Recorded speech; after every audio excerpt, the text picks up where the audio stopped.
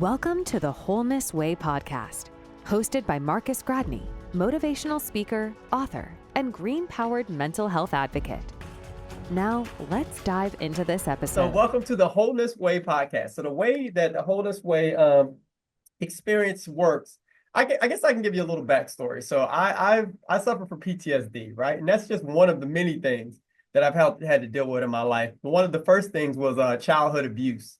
And so what happened is I kind of put myself in this cave, and the fear, the anxiety, the frustration kind of became a dark passenger that I carried with me for most of my life. But the reality was I disassociated and didn't remember most of it, honestly. Until I got older and I started realizing like I had these anger outbursts, and I'm like, where is all this coming from? So my mother passed away. My father passed away, grandmother, grandfather, and all this trauma started happening. And I was just reacting in different ways. And when I started going to therapy, the therapist, the first thing she did was recommend a book by Brene Brown.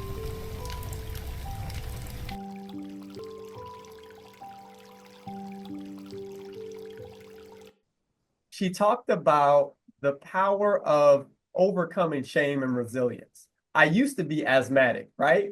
But when I started taking charge of my life and through a holistic means, healing my body, I started with my body. I was like, you know what? I'm just not going to, I was like, what are the causes? So I started to read books. What are the causes of asthma? Oftentimes it's like mucus and, okay, what are the foods that make you, is that milk, cheese, all these things? And so once I realized that I could control my intake physically, I'm like, I wonder if this works for the mind as well. So then I got to yoga, and then I started experimenting with just different things. And the most incredible experience, and this is how I'm going to actually bring you in, that I ever had was going to, I want to say it was Cologne, but I'm not sure if it was Cologne. And I got to do a seminar with a gentleman by the name of Wim Hof. I don't know if you've ever heard of him. Act normal. Love, that is normal. We all have the same purpose, the same goal in life, to develop, to be happy, strong, healthy, and expand our consciousness the way nature meant it to be. Wow. We go to the ice bath. I'm going to go and show you what is control. I'm going to go outside and stand for 3 hours like this, barefoot in the snow, and I did it. Interoceptive focus. Stay calm when you go into the cold. Let's go together.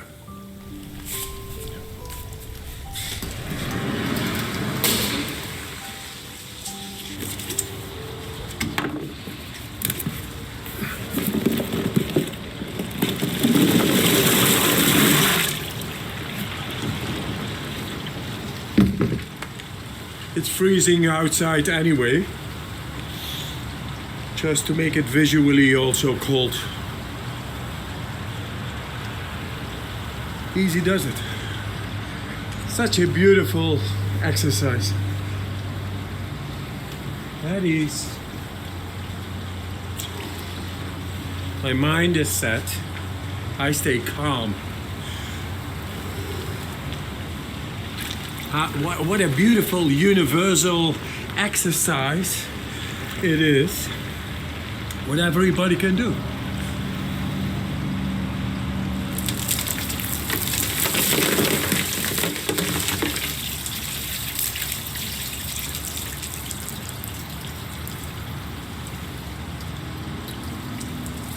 Guide de mensen er doorheen. Yeah. Being at ease. Now. Cold is cold. It's the best stressor exercise you can imagine. Hormesis. Wow. I saw even children of 5 years doing this. I had a professor telling me democracy is in imminent danger because the people get so weak, massively. And I said, in 1 week, I can make that weakness change into strength. He said, wow. He got excited. I'm going to do a study.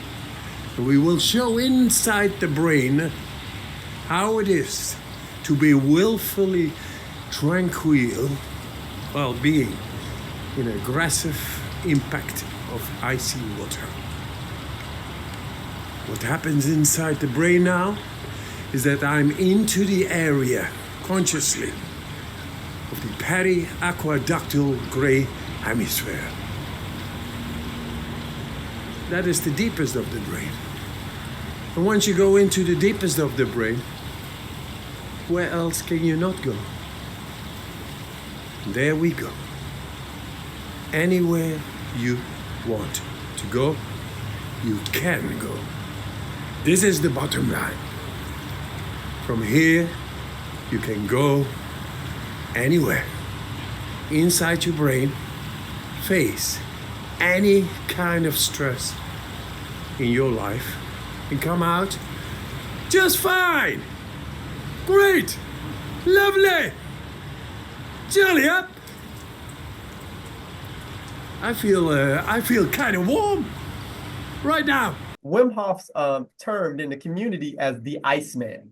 What Wim Hof has done is he's climbed, I think it was Mount Kilimanjaro. Don't quote me, people, but I think it was Mount Kilimanjaro or one of those with a t-shirt, shorts. And I was like, now, how did he do that? But it was like an 8-hour seminar. And he said this, and I'm not going to say the word because I don't really like to use profanity, but basically his whole premise of his seminar was, just breathe, mother. And I'm like, whoa, that's offensive. What you mean, just breathe, right? But the breath is so absolutely powerful. And I said you started something because this is what happened. One day during practice, where for those of you that don't know, I'm bringing in Miss Devora. She is my yoga instructor, and I just absolutely love her. Every week, I see her on almost every week. I'm sorry if I'm not there every week, but Monday and Wednesday. And I'm going to get more consistent in my practice, but we're at the beginning stages and she's amazing. So I just wanted to introduce her to the audience. After I say this next thing, if you want to introduce yourself, Devora, we're 100% open to it. It's all good. But just breathe is what he said. Just breathe. And at first, just breathe. And I'm like, man, he's so profane. But we started getting into like the science and the mind state that you have to be in. And I found another book by James Nestor called Breathe. And in the book by James Nestor, talked about a yogi who, and I forgot what institute. I'll put everything in the show notes, everybody that's watching. A yogi who could change the temperature of this part of his hand and this part of his hand. This part of his hand had turned gray, but this part was flesh colored just by breathing. In 1971, he founded the Himalayan International Institute of Yoga Science and Philosophy of the USA. Having spent almost 40 years close to nature, Swami Rama encouraged his students to do the same. The gardens surrounding the institute were a manifestation of respect for nature. Far from the chaotic and stressful pace of life, it provided students with a peaceful, healthy environment to discover their potential. Using his knowledge of ancient Indian practices, Swami Rama designed practical courses to counter the ills of modern-day living: fear, anxiety, depression, loneliness, and mental trauma. He started with basic lectures and programs on breathing exercises, hatha yoga, diet, and meditation. Residential programs were started for those who felt the need to stay and work on their habits and lifestyle. Swami Rama trained a faculty of psychologists, physicians, and philosophers to conduct seminars and courses to address these problems. His scientific as well as practical approach to spirituality appealed to many. But perhaps it was his undying love for every living being and his spiritual wisdom that captivated those who met him. Soon, the community grew as entire families settled down at the institute. Swami Rama explained, "For those seeking awareness, there is no superior or inferior path. It is immaterial which path one follows. They all lead to the same destination. But one must watch one's mind." The first step was to learn how to meditate. Upon his arrival, he was invited by Dr. Elmer Green to the Menninger Foundation at Topeka, Kansas. Dr. Green was working on a project investigating the voluntary control of involuntary states. Swami Rama was to be the subject. The general scientific consensus at that time was that the human mind was capable of controlling only those bodily functions that lay in the realm of consciousness. Swami Rama was to prove them wrong.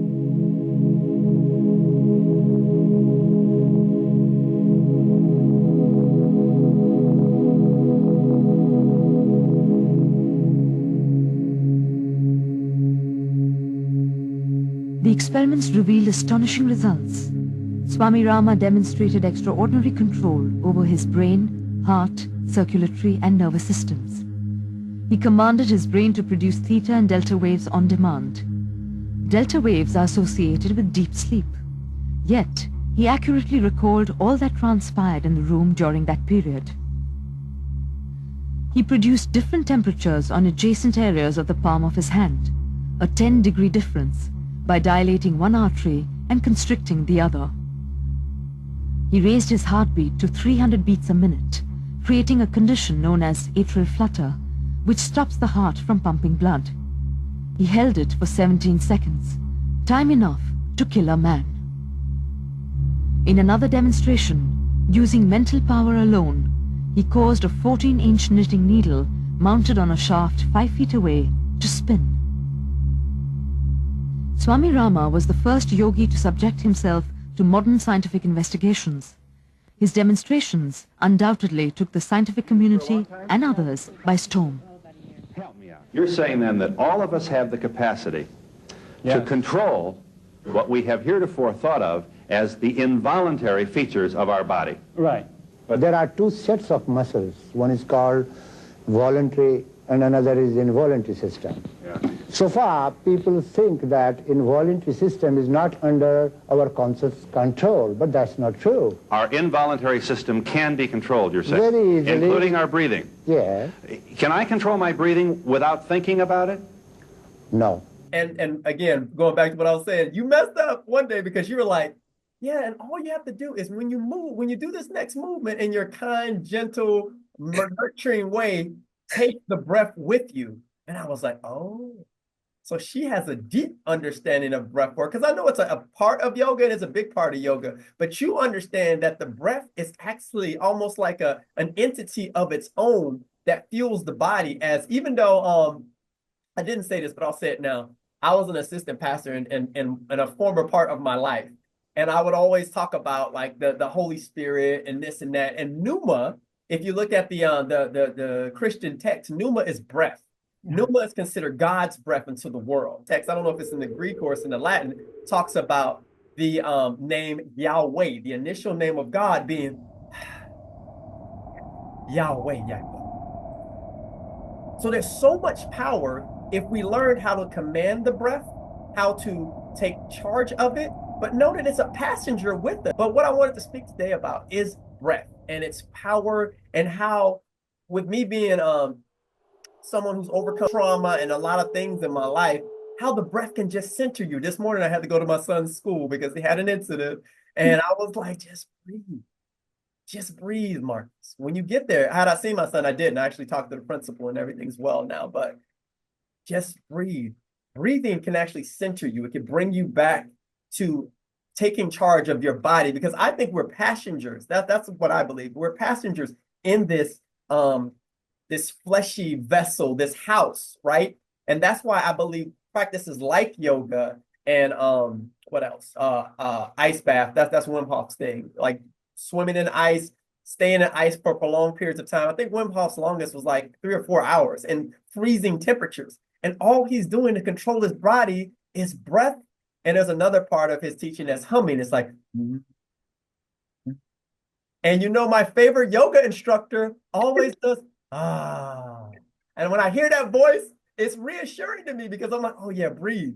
But you don't have to say anything verbally. So I was like, if I could get her on this podcast to express to the audience the power in the breath. And I don't want to like lead you in any way. I just want to kind of talk about how you feel about it, and just have a conversation about breath. First, again, introduce yourself. I want you to talk about where you teach, because I want to definitely spread this around throughout the KMC and everywhere. But the power of the breath is the episode that we're having here today. And it's anywhere from 30 minutes to an hour. So as long as you want to go, and if we get to a point where you're ready to stop, then that's it. But I want to teach people these methods because, again, going back to the Wholeness Way, the Wholeness Way podcast is just that. I'm not saying we could do it all our own, but the tools are here to heal the body, the mind, unite them with the spirit outside of conventional medicine and medications. Because I think a lot of them are poisonous. All my life, I told you, I didn't say that, but I should have said it. I was born with asthma, supposedly. And that's why I said I overcame it, because I hadn't had problems with asthma in 2 years. Since I became born, I've had 0 problems with asthma. So if I can do that with just eating, what else can I do if I can get an amazing instructor like Miss Devora to teach me how to really go deep, how to get my body loose and limber? Something I've been studying too is the power of the skeletal system. So if I'm limber enough and I put enough weight and stress on it, I can live an additional 20 years, according to the And there's only 2 ways to stimulate skeletal muscle. Number 1, Dr. Gabrielle Lyon is a pioneer of muscle science and the board-certified physician for athletes, CEOs, and Navy SEALs. Transforming the way we think about muscle and how it can prevent disease, optimize your body, and completely reshape how we age. when it comes down to your health. But it shouldn't be about how you look. It should be about how you perform.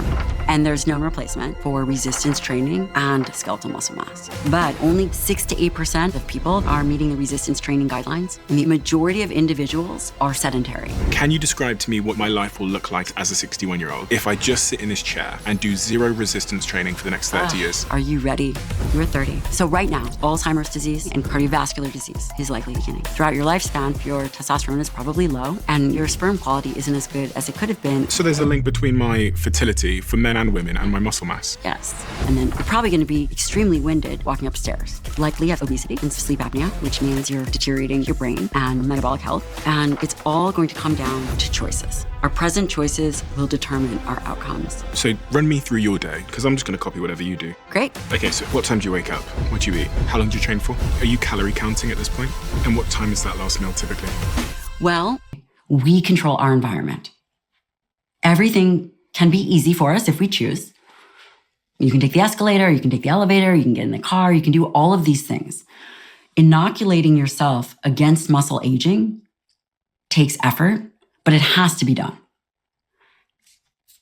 Each time someone has a choice to either do it physically themselves or to take the easy way, each time an individual continues to take the easy way, the predictable decline will continue. It's like putting another coin in the bank, but maybe that bank is being spent on something worthless.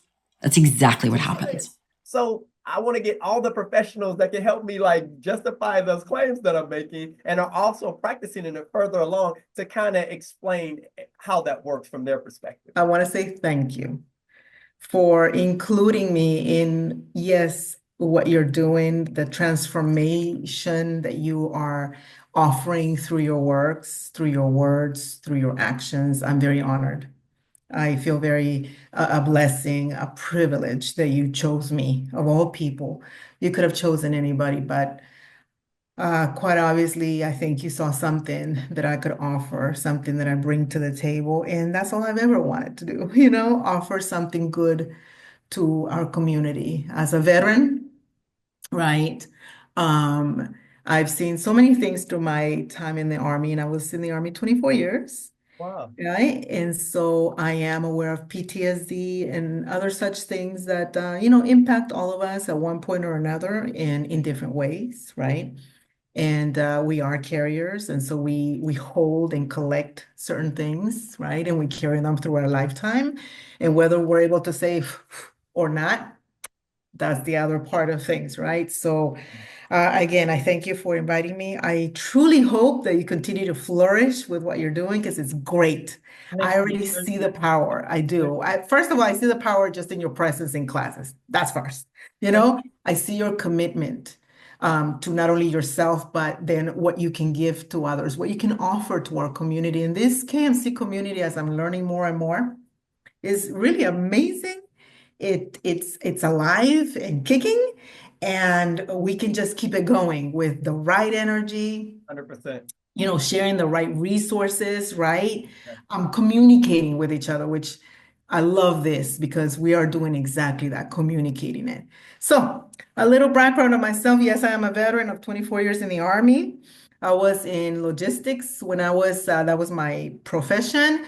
But my true pride, if you will, is I was a drill sergeant. And yeah, and not to boast on myself, but for I think me, that's amazing because I find you to be very nurturing and kind and loving. You know what I mean? So I love that you have that other gear, as they say as well. That's amazing.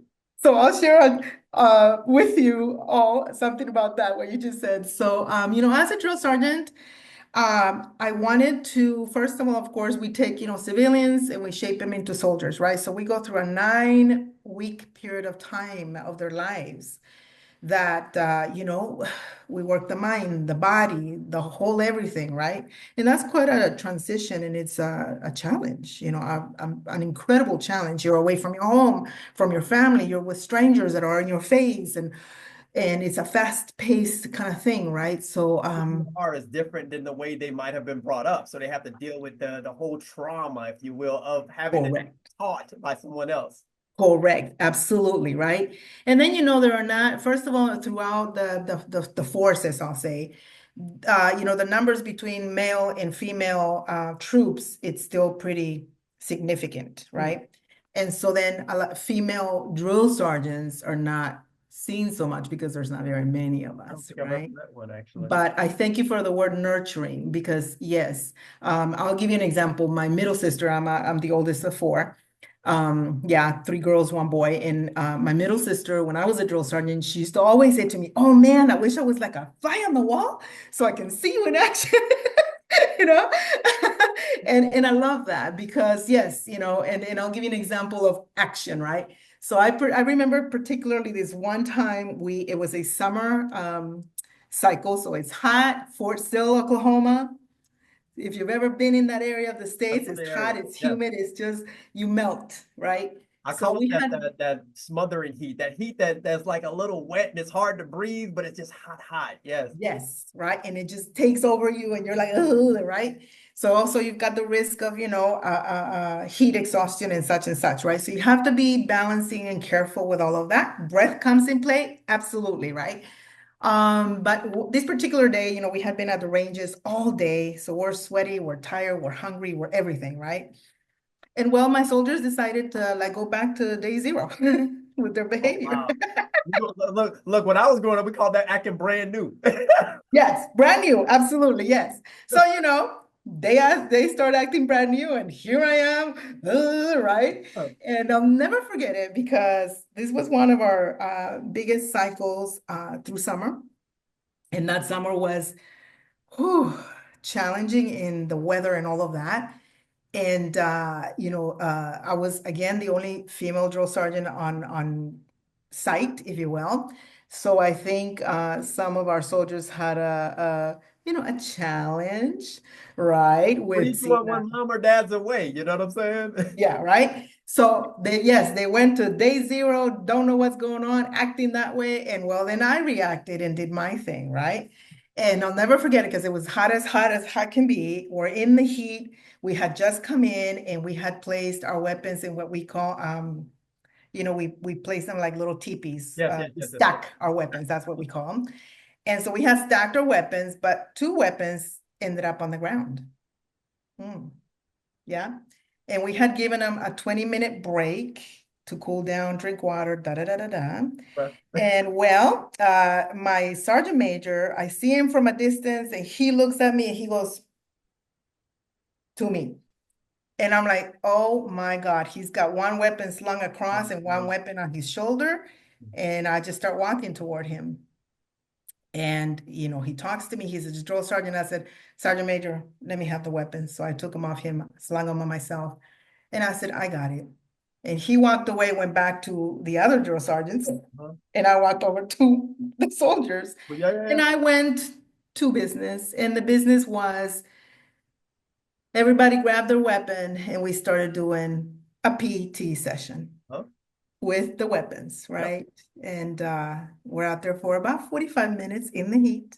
and we're pushing and doing and whatever, just to reset the mind and help them understand that this is not the time to be doing these things, you know. Needless to say, to make the long story short, I left the soldiers, we redirected the mindset, blah, blah, blah. And I went back to the other side with all the drill sergeants. And there was a sergeant, she was our support sergeant. She was our admin logistics. So she would do all the things that we needed to get out there with the soldiers. And she's standing at the door frame and she's like, drill sergeant. And I said, yeah, what's up? Just like that. And she's like, no, see, no, wait a minute. How do you do that? And I was like, how do I do what? She was like, you were out there like tripping on That's what I was going to ask. I was going to try to lead you into it, but that's what I want to know. Because that's, yes. You right? Well, and she's like, and how do you do that? And give me this big smile and talk about what's up. And I said to her, the best way I can put it to you is different audience, right? They're in training mode. So I have to be in a training mindset. Yeah. Yes, when I'm dealing with them. When I'm dealing with people like her, my demeanor changes because she's not a trainee. She is a person of my support. She is my group, you know, right? Yeah.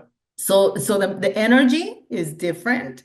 The language is different. All of that is different. And you learned that even as a soldier, because I was like thinking the other day in class, I was like, how did she become so? Because the way you do it, you are a true. I've never known you had ever even been in the military because you're a yogi as far as I'm concerned. I'm talking about peaceful. I'm talking about a focus. You understand all your mantras. You understand the background. We talked about the lotus this week and how beautiful it is when it goes down, but then it comes up. And I like the color white because you can understand the gospel or the mantra or the Bhagavad Gita, I think it's called in the Indian tradition. Am I pronouncing it right? Yes. Or whatever. But if you don't understand yourself, and that's what the Wholeness Way is all about, understanding self and dealing with self and giving yourself therapy and love and forgiveness. And I love Mel Robbins' high five habit. Every morning, waking up in the mirror. Someone told me today, you look shiny. You know why? Because I gave myself a high five. I said, I love you and you're beautiful. To myself. And that's not so easy all the time, but that's the whole thing. We have power. And like as a drill sergeant, you just got to pull it out of them. You just got to get them to activate and hear what you're saying, because what you're saying saves their life first.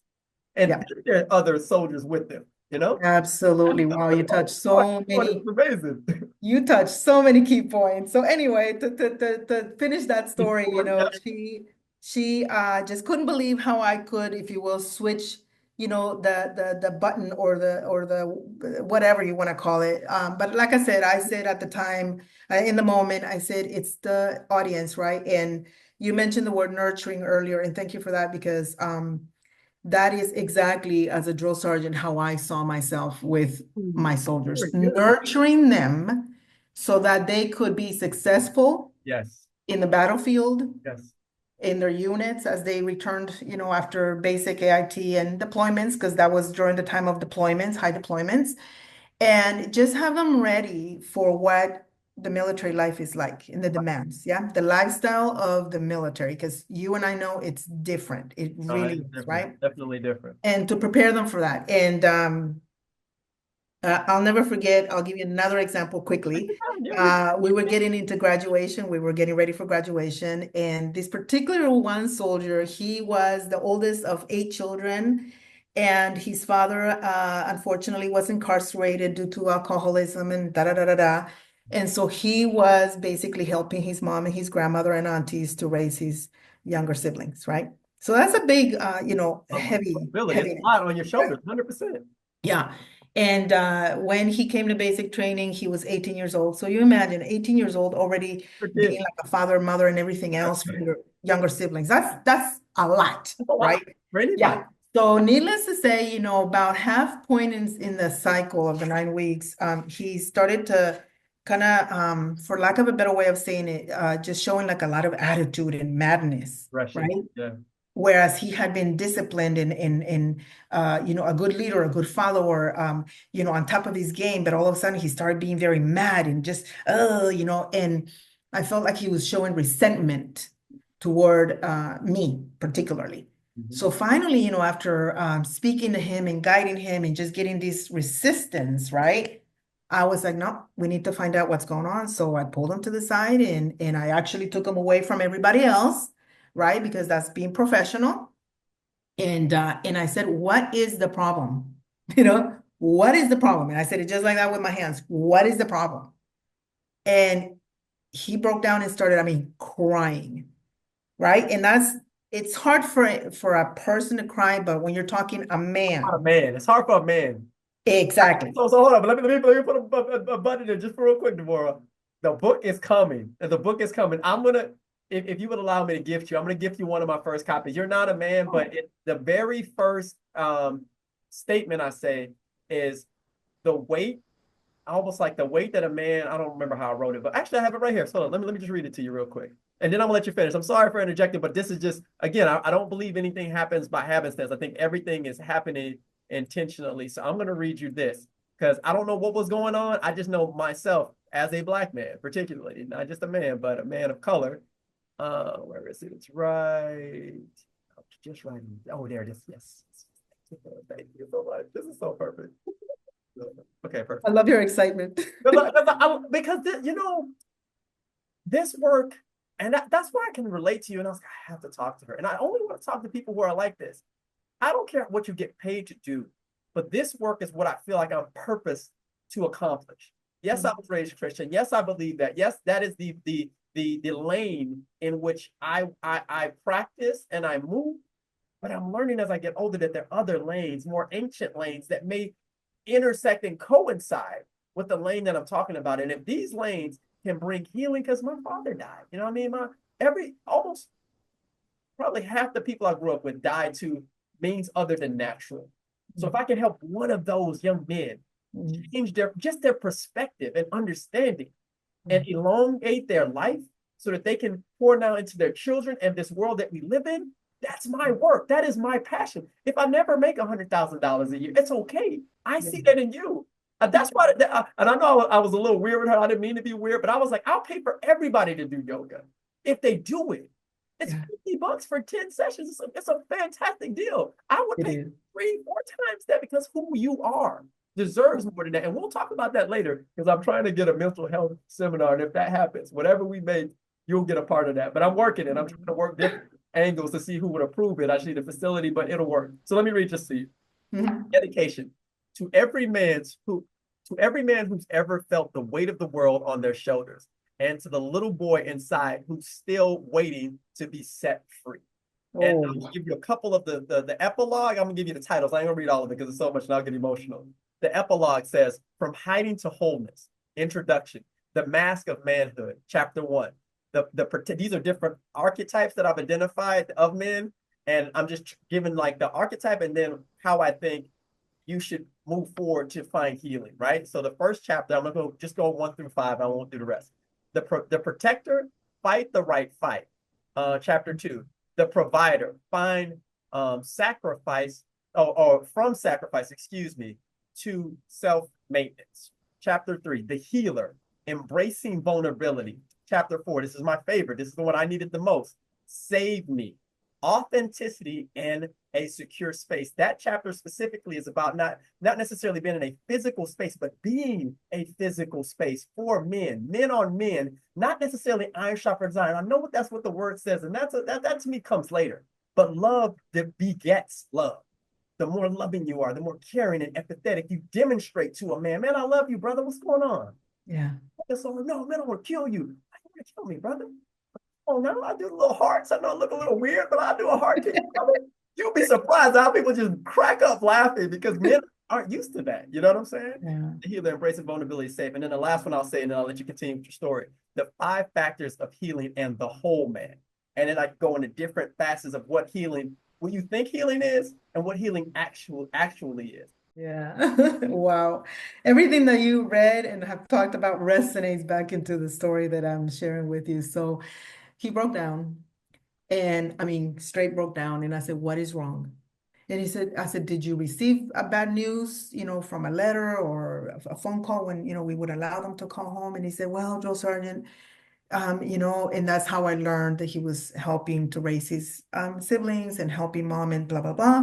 And he said, I just feel bad. I'm not there. Da, da, da, da. I'm here and I want to do my best here, but I'm just caught in my head and da, da, da, da. My pride, my this, my that, everything broke exactly. down, right? Volcano erupted, everything went out.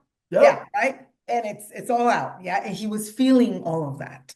And the shoulders were heavy and his spirit was heavy and so on and so forth. So I let him go through it all. And I said, okay, I understand. I said, I get it 100%. I said, but you are in training and right now I need you to focus on you. Because you made a commitment, you entered the Army for your own reasons, whatever those may be, right? And you're here. And we're so close to graduation. You can't allow everything else to get the best of you right now. You've been doing so good. Look, you're in a leadership position, blah, blah, blah, blah, blah, blah, blah, blah, blah, right? And so anyway, we talked, we shook hands, and I said, are we good? Are we good? Can we move on? And he said, yes, drill sergeant. And then he said, not that I needed it, not that I was looking for it, but then he said, drill sergeant, I am so sorry for seeming disrespectful to you, right? And I said, well, that's wait, before I don't want you to finish that. I like how he said, seeming disrespectful, because I think that's the problem sometimes that people who are hurt people, right? Mm-hmm. They project, they act out, but it's not what they intend to do, or they don't intend to hurt you. They don't intend. Ooh, girl, you about to make me cry. I had a good friend, an African American gentleman who I reacted the opposite of how you did, and I realized now he may be dealing with something, and I just didn't realize it. So how did you finish the story? But I just want to ask a question first, and then you can finish the story. How did you, in that moment, as you said, take the breath with you? How did you compartmentalize your emotion, or how did you take charge of your emotion in that moment and didn't react to what he was doing? Because this will help me as well. It'll help the audience, but it'll also help me. Like, what did I don't know if you can even remember, but yeah, I actually remember it because at that moment. Yeah, it was one of the many, many experiences that I had as a drill sergeant that stuck with me to this day. Okay. The best way that I can explain it to you is I remembered what it was like to be 18 years old through him, through what he was expressing or how he was showing his emotions through his resistance and his madness.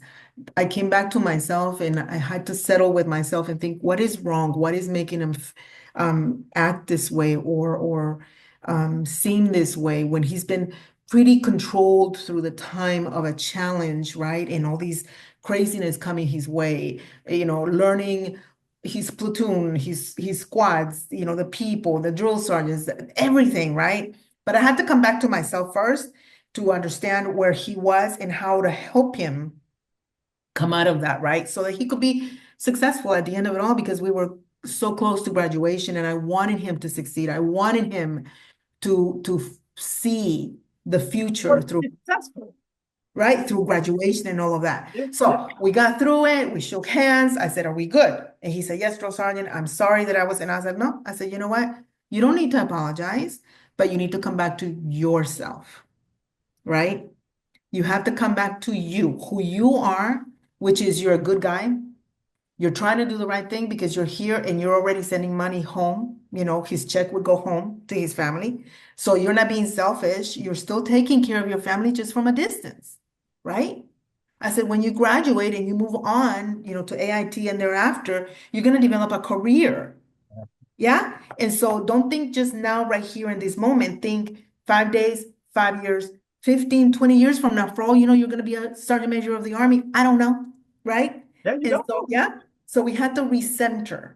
And I remember very clearly when we started talking. Your work now started then. Like, this was mind blowing. Go ahead. I remember very clearly, very, very clearly, like it was in front of me right now. I told him, breathe. Ooh. I told him that. Ooh. I said, just breathe. Just because I could see his body like, tensing, right? and like mad, like, and almost in fact, like he was going to hit me. That's why I asked, because I don't want to bring stereotypes into it, but certain communities react certain ways because they're not dealing with individuals, and that action might have gotten a police call, might have gotten killed, might in a different scenario, in a different space, but with the same emotion. So that lesson that you taught him was not just pivotal for that moment.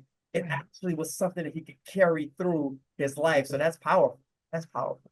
Thank you. And correct. And so we got through that, moved on, whatever, right? And just to finish, so you can see everything that went on to this, right? Yeah, I see. So then we get to graduation, and 2 days before, I remember all of this, like I'm telling you, like it's in front of me. Yeah, no, you have a very vivid memory. This is good. Perfect. Thank you. Far more than I could have ever thought of, but thank you. I appreciate it. And so 2 days before we, get into graduation, and, they're shining boots, and back when we used to shine boots, and uniform, and blah, blah, blah, and all this.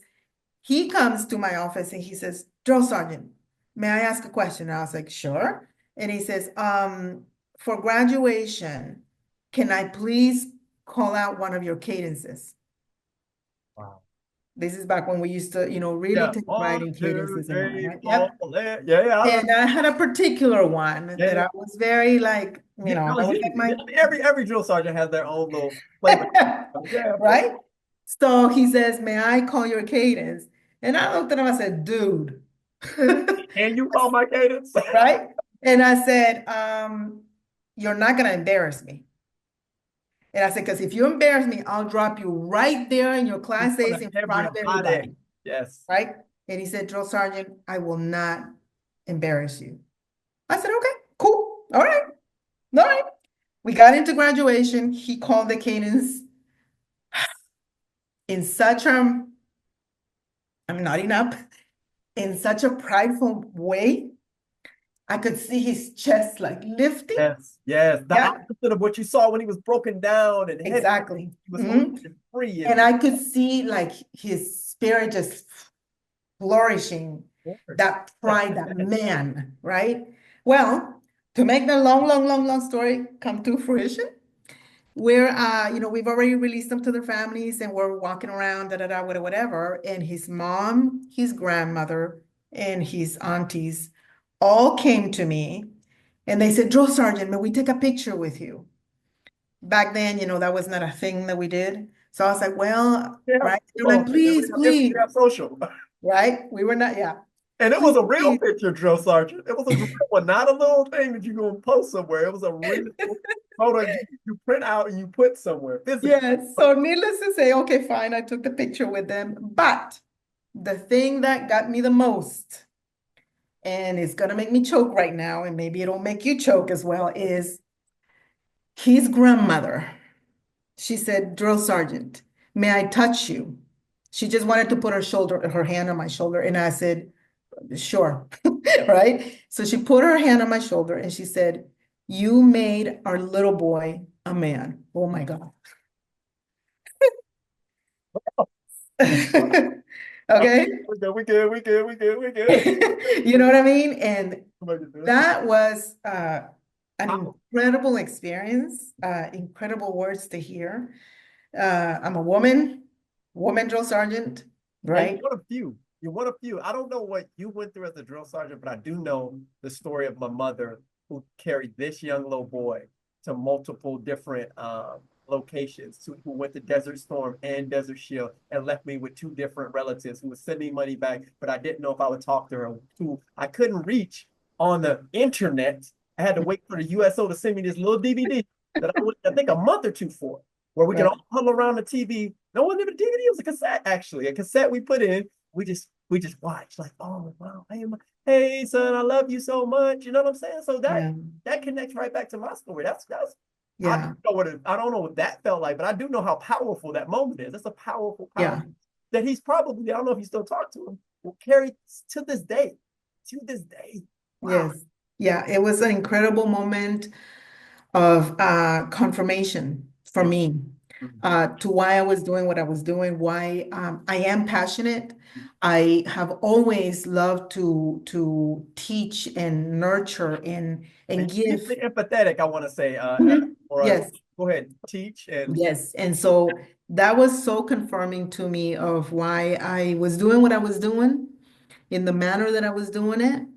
And he went on and moved on. And unfortunately, I did lose touch with him, but I know in my heart that he is a successful man. I know that because I have seen him and other such soldiers that I've actually ran into years and years later. I'll be at Walmart and I hear drill sergeant and I'm in civilian clothes, hair down and everything. And I turn around and I'm like, oh my God. And I remember them they were in front of me right now. And for them to come to parade rest, and I'm like, respect. we're civilians now. Don't worry about it. And they're like, drill sergeant, do you remember? Do you remember me? Yes, I do, Valentine. I sure remember you, And here, oh my goodness, drill sergeant, I deployed 4 times. I went to Iraq. I went to Afghanistan, blah, blah, blah. Now I have 2 children of my own, so on and so forth, right? When that comes back to you, it just really confirms the things that we do, why we do them, right? Why we want to be the vessel of good things for others, As a veteran, I just want to, the word that everybody uses, give back, We can call it whatever we want to call it, but it's just true love, It's being a good human being, right? Because which is, I don't want to call it a skill set. I want to say it's an attribute that I feel is under attack in the modern world. It's about me. It's all about self. It's all about, someone asked me the other day, because I was trying to do a collaboration with someone who's in the same space as us. He's like, oh, do you want to be famous? I said, no. I said, I want the impact that I'm having on people's lives and the betterment of my community to be commensurate with or equal to whatever I attain in life. Because to me, I do believe in an after this. And I believe in a building up your riches in heaven. And I believe in everything every bit of love, if you will, to use your words, Devora, that we show people. I believe that is money in the bank. Yes. More so than this fiat currency that we have in our wallets. Like, who cares about that? I'm talking about real money. I'm talking about real impact. Anyway, we can call them many, many things, but there's another angle that you, when you first started talking, that brought me back to a really neat experience that I've had through my life, which is, when I was a young soldier, I did some ministering too for the chaplains. Yeah, so I was a chaplain's assistant for a while, so that was really neat. I learned all of that, right? I'm a Catholic by birth and learning and upbringing. And then coming into my teaching yoga, I actually went through what we call holy yoga, which is based on scripture. Never heard of that before. Yeah. Not a lot of people know about it. And that's actually my specialty, if you want to call it that, through yoga. So, yes, it is based on... I'm going to say this before we're going to put it in the atmosphere. That's what we will be doing when we do our seminars in the future, and it's going to be packed out. I'm talking arenas if we can. We're going to build this thing up. If you're Yes, sir. So, go ahead, I'm listening. Right. So it's been an incredible experience because, I've been doing yoga since my 20s, and I'm very proud to say I'm 57 years old. And and I've been doing it since my 20s. I've always returned to yoga in my seasons of my life. I used it through my pregnancies with my children, after pregnancies, getting back on track with being fit for the army, such and such, right? Recoveries of surgeries and injuries. Then, I've also paired it up with my regimen when I run, because I'm a runner. So I love to run anywhere from 5Ks to ultras and everything in the middle. I thought you meant like you enjoy running leisurely. You're a runner. Yes, sir. So I always come back to yoga. I believe in the benefits. I believe what it does for us in all of its forms. And so as I went through my training, my teacher training, and went through the holy yoga part, man, dude, I learned so much. I needed that in my life, the holy part. I needed to return to my religion and my spirit and my creator and all of those things, right? So it was incredibly like mind opening spiritually. It was exactly what I needed at the time. And it just helped me grow even more, and expand that knowledge, skill, whatever you want to call it, as far as yoga is concerned, right?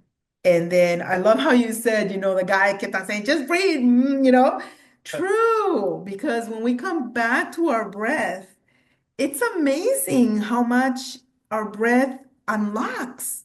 So that's why I mentioned it specifically, because he didn't, because let's be honest, Devora. As a grown man, I think I was, if I'm 44 now, I must have been 42 or 43 at the time. My sensibilities were not offended. What it was is the way I viewed a yogi or a teacher or a man of God or whatever is this archetype. But that man, he was devoid of all of that. I look at him more like a old school hippie. It kind of looked like a drunkard, but he's not a drunk. He just had a little shuffle about him that made him reminded me of one of my old uncles, right? But the power in his words still rang true. He still could be in Arctic temperatures in swim shorts. It was proven. He was still, I think it was John Hopkins did a test on him where he was in freezing cold and he maintained his same core temperature as before because of the power of yoga, because the power of breath, because the power of understanding how to totally control this vessel.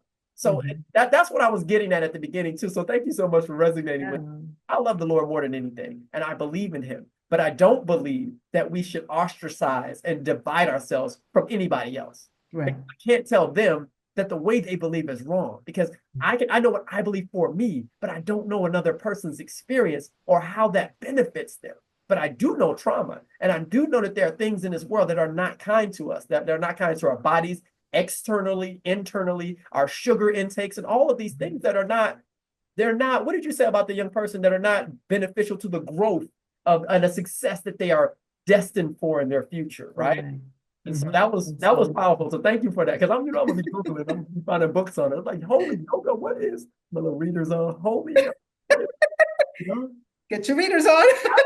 They're in a car somewhere, but I still get that book though, because that's powerful. So, I have to share something with you, and it's actually pretty interesting how it all kind of connects back in, right? Remember about the rain, everything happens in time, like it's supposed to.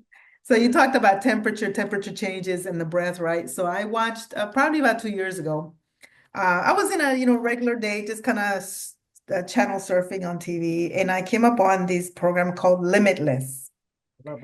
It's with what's his name? Chris Hemsworth. Super intelligent or something like that, right? For a certain period. Love that show. Yeah, and so it's with Chris Hemsworth. Yep.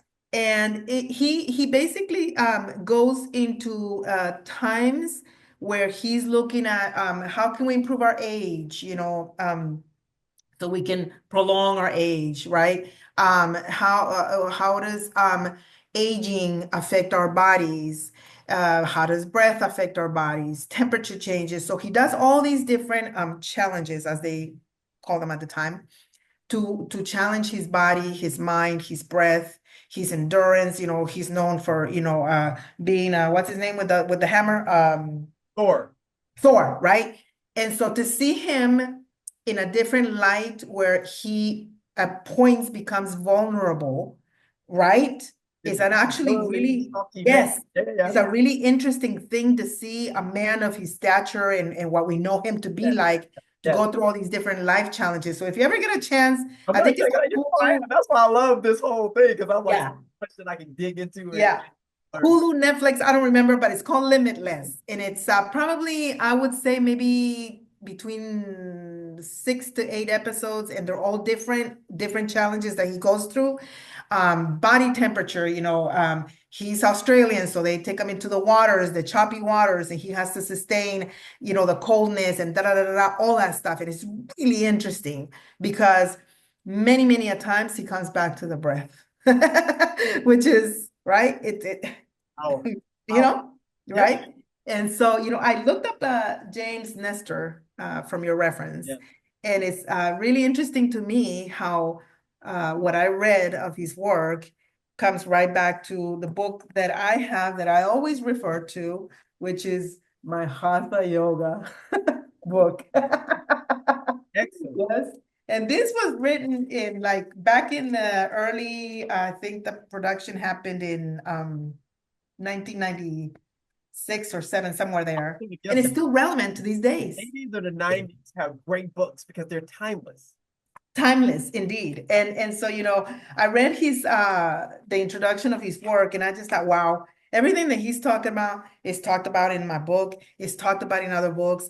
It's very not only relevant, important, but it works. It works. And it just works. He talks about the nasal cavity, right? If you take your fist, your nasal cavity is as big as your fist here. But most of the breathing that a lot of people do is through their mouth. Mm-hmm. And then even if you make it small, he says make it small like you're blowing up a balloon. You get so much oxygen to your brain in this cavity so much more through your nasal cavity than you do through your mouth, and it helps with so many things. Cognitive ability, your ability to think better. Arresting, like when I did therapy, when I was in therapy last year, I hadn't been in a while because I have been yoga and other things, but the therapist taught me that if you just get so angry, because I was like, because she always taught me what to do before. How do you do this? How do you do that? PTSD is this. You just have to hijack your brain. I was like, when I'm feeling angry, I just want to, she's like, I'm like, what is that? It's so weird. It's called the lion's breath. And what the lion's breath does, when you go, I'm not doing it correctly, but you have to kind of like push it. I don't want to spit all over the screen, but if you have to push it to the point where like you're like a cat. Yeah. But with the open mouth, it fills your brain and your body with so much oxygen that it accesses your prefrontal cortex. And now you're thinking clearly. Now you're engaged. Now you're like, wait a second. We're not at war. Nobody's trying to hurt me. Everything's good. And you may not snap out of it instantly, but you have enough air. You breathe in enough air to get back your cognitive functions. And you're not allowing your amygdala, which is this big. Mm-hmm. The amygdala is this big, but it controls all of this right here. Amazing, right? So that's why I think the breath is so amazing. And that's why I think that Nestor's book is awesome. Wim Hof, I'm going to check out your book as well. And I just, like I said, that statement that you made was so powerful because oftentimes in our sessions, I don't know if they're 45 minutes or an hour. How long are they? Our sessions are 1 hour. 1 hour sessions. You drop stuff. Like you'll make a statement. I'll go home, I'll write it down and research for an hour or two on, because last time it was just take the breath with you. That's all you said is take the breath. Make sure as you're moving, you're taking, and I'm a former preacher, you're taking with you. Yeah. Stop breathing as I'm moving. When you're breathing as you're moving, when you're breathing as you're exercising, when you're breathing as you're thinking, like as you're walking, it changes your lived experience. Yeah. Talked about traumatic instances in the case of the young man. We talked about my traumas. We talked about you being a drill sergeant. Now, if you can, just a little bit, we hadn't talked much about it, but I want to promote you as well. Your yoga practice, like what led you to actually not doing it for yourself? Because it's one thing, because I think you're a natural teacher, if that's a thing. I don't like people said it about me. You're a natural speaker. No, I just put in a lot of time with myself. And I became good at articulating my issues and then understanding that when I was living in my dyslexia and living in my smallness, how it felt to not be able to fully communicate. So I want to help others communicate and express how they feel. That's my whole shtick. You know what I'm saying? It's just to help others be fully seen, heard, and understood by way of what they say and what they're not saying. When quick story, backstory. In addition to everything else I've done, I used to be in hospitality and I loved it. And at the Ritz-Carlton, our slogan, I guess you call it, is we attend to even the unexpressed wishes and needs of our guests. That's what I'm trying to do. Okay. Especially people who are from communities where they weren't taught how to properly express. because that young man's reaction was a learned pattern of behavior. You get mad, you get big, you make them go away from you. I never forget, I read something that Jay-Z wrote, not a rap, something he wrote, or it was an interview he gave or something. He said, I almost got killed once because I looked at a man. He said, what you looking at? But he's saying, what are you looking at? He's saying, you see my poverty. You see my pain. You see my struggle. You see that I'm less than. Stop looking at me. Stop seeing. Stop making me feel. But Jay-Z didn't do none of that. He just looked at the guy and said, what's up? This was when he was young. And so maybe that's what made him a billionaire today, because he had the ability to see what that man wanted to express but couldn't. And then he expressed it himself through his lived experience in song. So it's powerful what you do. And I want the community to know where you are, what you do, and how to engage with the practice like yours if they can't get to you, because some people in the States see this as well. Oh, well, thank you.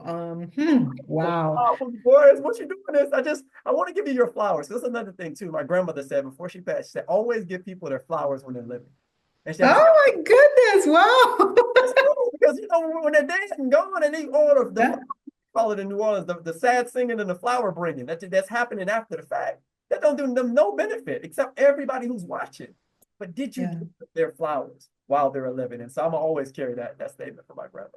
Wow, you just touched a major, like deep point for me. Wow. Hope in a good way. Hope in a good way. I'm not trying A good one, actually, yes. So for Mother's Day, my best friend lives in the Netherlands, and I sent her a Mother's Day card. Like, I still write. I love to write. So I still send physical letters. Yeah. And so I sent her a Mother's Day card, right? So when she got it, she and I do a lot of WhatsApp communication, and we always send little videos, and we see them, as we go through our time. She works at a hospital, so I know she has a schedule to keep, and right?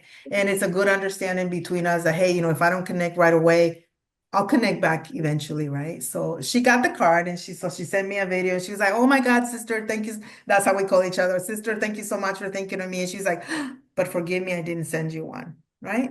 And I never do anything to get something back. I do it from my heart, period. Anything I do in my life is intentional. I do mean it, and I mean it from my heart. I don't expect anything back. If you give me something back, cool, great, wonderful. She loves you.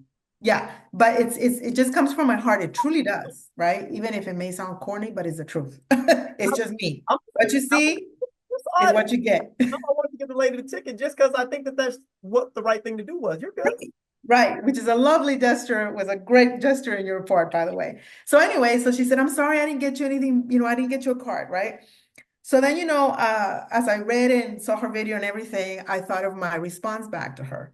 So when I responded in my little video to her, I said, well, first of all, it's okay if you didn't give me a card. I just wanted to wish you a happy Mother's Day. That's one.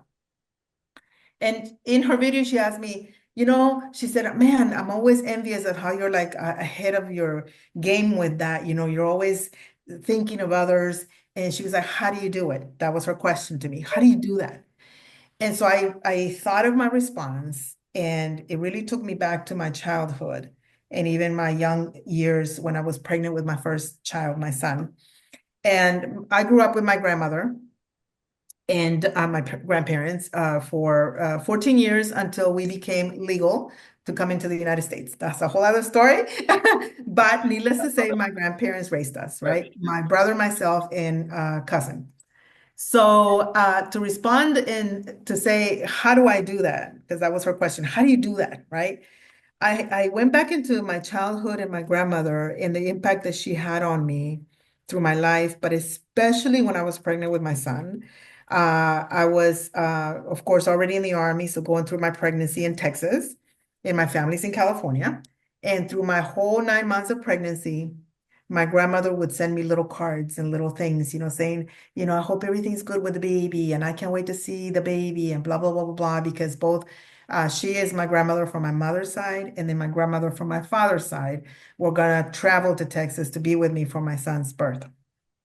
And so the answer to my best friend, the question about how do you do that, I told her, I said, I think it's something that came into my spirit from when I was a child into my pregnancy with my son. My grandmother always expressed herself in the moment, you know, whatever she was feeling, she told you, she let you know, she showed it. And I think that's possibly who I can attribute it back to. You know, you talked about you learn behaviors. They're learned behaviors from your upbringing or other people that had impact in your life. And I truly believe that that's something that I gained from my grandmother, because she always showed her emotions, you know. And I remember her, I know I still have a lot of those little cards and things that she sent me during my pregnancy. I still have them. I'm a little sentimental in that way, and I keep things forever and ever. And I remember the impact that that had in my particular life and in my spirit, and how that felt, the love that I felt through those little, you know, cards and notes and things. And I don't know, it's in me. So I just send it back, if you will, send it back out. And that's how I responded to my best friend. I said, I think that's who I got it from. You know, it was something that I saw that made a really big impact onto me, my heart, my spirit, my everything. And I just kind of carry it with me all the time. You know, and it just pours out when it pours out in the way that it does. But that's what I think that's what makes you, and we're gonna wrap here in a second, Devora, but I believe that is truly what makes you powerful, because I've moved around this world quite a bit, living in the States, here, Texas, Alabama, Louisiana, Japan, just all, you know, military brat. So, right. But one thing that I love doing is connecting, and because I didn't have the language when I was younger, but as I got older, authenticity. It doesn't matter who you. I have heard the most country blah blah blah person, like I say blah blah blah because sometimes people think when you speak with this type of accent that you're lower intelligence. But I found that when you found your, I termed it internal resonance, the vibration that is Devora, right? And you live in that space. Something happens when you step into an atmosphere and you just deliver, and you be the smartest person or the most articulate person. Because I know before I had education, I didn't know much, but I knew love. Hey, can I pick this up for you? How can I do this for you? How can I be of some service or some assistance? And that authenticity, it activates something in other people. So that's the thing that you have. Like you're so powerful in being yourself. And that's why I wanted to do this with you, because I wanted the world to see, really, outside of our little community, that there are people all over the world that if you just allow them to be the blueprint of what it looks like to just be authentically and boldly yourself, you can be anything. A yoga teacher in Germany who was once a drill sergeant, who I don't know was before that, who's the daughter of a man and a woman, and the sister of 3 other siblings. A human being, a real live human being that's done amazing things right here, and does this practice that can change your life. So I really, really, really appreciate you. Not just today. Like today is a little part, but what you do every day. And you're willing to, even, because I don't know who the other person was sick or whatever, step in other places and take over other people's class and not have an ego and need that to be your own. You step back and you're like, hey, thank you so much for giving me the opportunity, or I hope you feel better, or whatever it is, because I know that's who you are, because I see it every day. It's the little things that you say, the little heart that you gave us to say touch or no touch, or the sense that you make the exact same every single time we come in there. But you take the time to switch it up sometimes. You take the time to explain it to us. You take the time to give us 5 minutes before class. My first couple classes, I'm always rushing because I'm like, oh, I got an hour for lunch. I got to. Namaste. It's cool. Relax. We're in here. This is our space.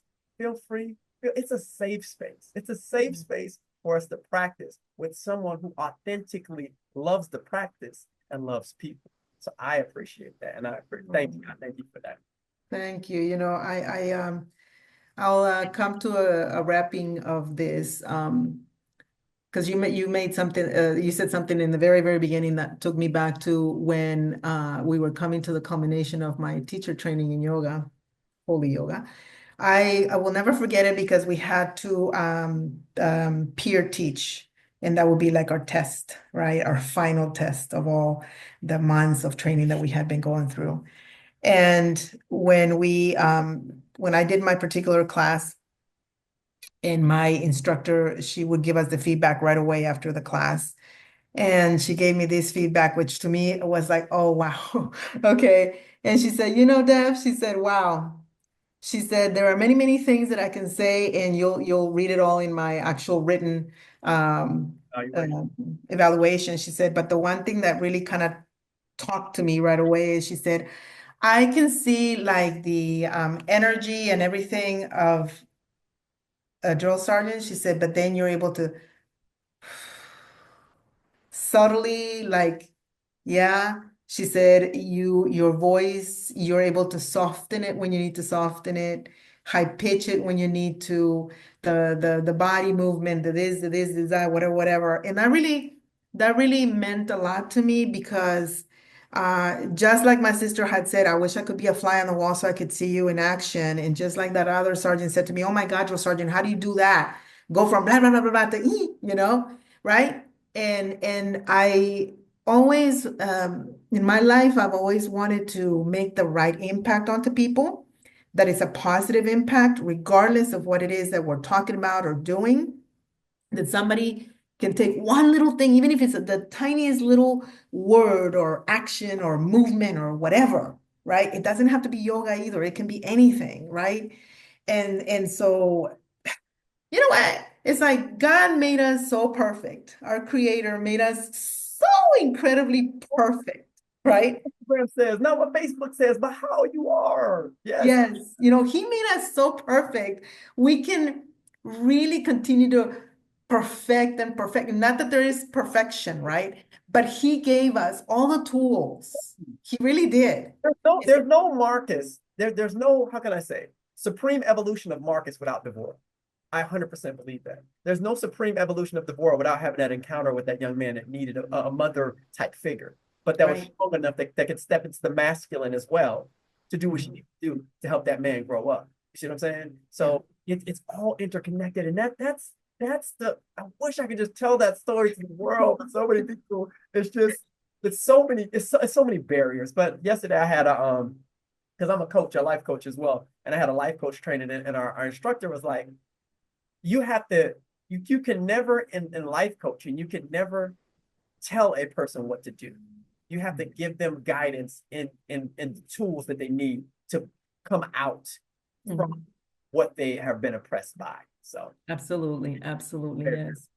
So you have mentioned, where are we in the KMC?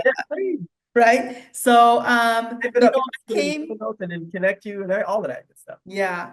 And I tell you, I feel incredibly blessed because I came here last year in September. I knew that I had the intention to be able to teach, but I just asked myself, I wonder how long it's going to take to be able to teach. And literally, I got here the 22nd of September. On the 1st of November, I was already teaching at Clever. That was my first location.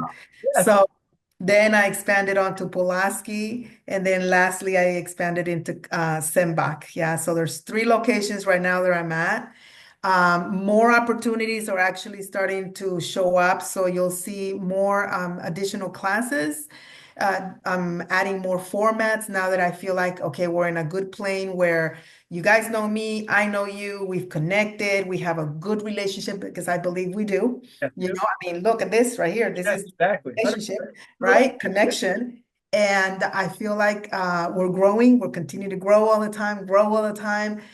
Today, I taught, you mentioned, that I stepped in for somebody in their absence. So I taught the mobility class at Clever.